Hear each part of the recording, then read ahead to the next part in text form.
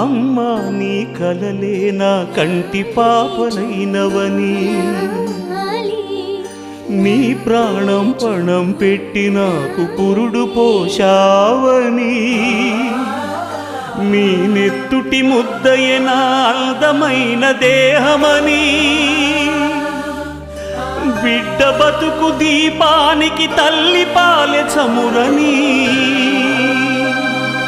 తెలియనైతి తల్లి, ఎరుగనైతి నమ్మా,